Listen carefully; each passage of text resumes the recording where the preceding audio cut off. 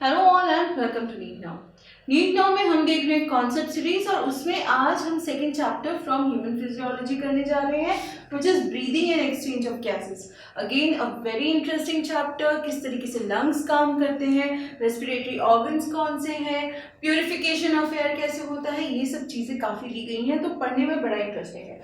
सबसे पहला respiratory organs. अगर हम बात करें, गिल्स हैं, बुक लंग्स हैं, अलग अलग ऑर्गेनिजम्स में जैसे जैसे स्पीशीज है उस टाइप से अलग अलग आपके रेस्पिरेटरी ऑर्गन्स है। कौन कौन से इन्वॉल्व हैं, कौन से नहीं हैं, right from your nostrils to आपके लंग्स तक, उसमें फर्दर ब्रोंक्यूल्स में, तो इतनी सारी चीज़ें हैं विच इज़ फैसिनेटिंग कि कितना डिटेलिंग की गई है हमारे पूरे रेस्पिरेटरी ऑर्गन्स में। अगर हम ह्यूमन रेस्पिरेटरी सिस्टम की बात करें, सांस लेते हैं हम, ठीक है, we breathe in, we breathe out, respiration, फिर आपके बारे में जो पूरा है इंस्पायरेशन एक्सपायरेशन, ये सब चीज़ें जो हैं आपकी डिटेल में बताई गई हैं। लेकिन उससे पहले रेस्पिरेटरी सिस्टम किस तरीके का है, कौन कौन से ऑर्गन्स इन्वॉल्व हैं, आपकी लंग्स की भी प्रॉपर एक एक चीज़ बताई गई है, आर्टेरियोल, हर चीज़ जैसे कि कितना सफिशिएंटली डिस्क्राइब किया गया है।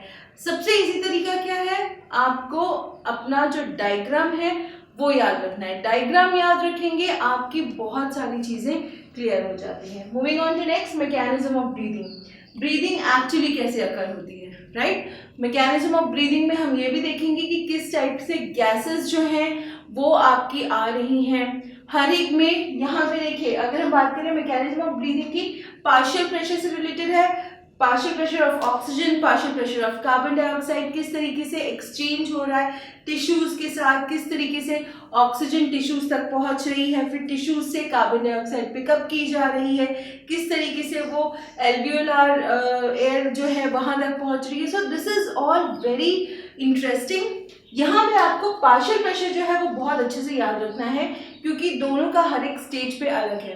कार्बन डाइऑक्साइड की सॉल्युबिलिटी बहुत ज़्यादा है तो उसका पार्शियल प्रेशर ऑलमोस्ट सेम रहता है throughout compare to oxygen. Oxygen का बहुत ज़्यादा वेरी करता है।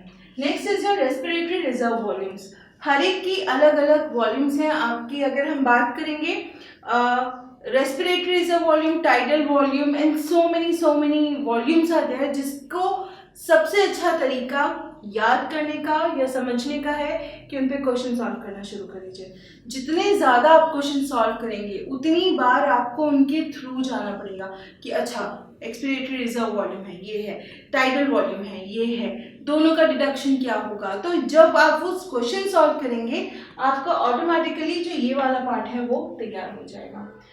Exchange of gases, how does exchange of gases takes place. इसमें यहाँ पे हम लोगों को ये पता है कि ऑक्सी हीमोग्लोबिन बनता है, कार्बमाइनो हीमोग्लोबिन बनता है। इन दोनों की बात करें ट्रांसपोर्ट ऑफ गैसेस में कि आपकी ऑक्सीजन में, कार्बन डाइऑक्साइड में, फर्दर बहुत सारी चीज़ें ऐसी हैं जो आपको समझ में आएंगी।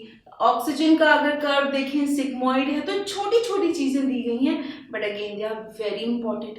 किस तरीके से कौन सी गैस जो है सॉल्युबिलिटी पे डिपेंड करते हुए किस तरीके से मूव ऑन कर रही है ये भी आपको आना चाहिए। देखिए बहुत बड़ा चैप्टर नहीं है, छोटे छोटे पॉइंट्स हैं, किस तरीके से एक दूसरे से रिलेटेड हैं ये पता होना चाहिए, right. Next, regulation of respiration. Regulation of respiration तो मैंने एक अलग से एलैबोरेट वीडियो किया है, अगर आप वो चाहें मैं यहाँ लिंक दे रही हूँ उसका।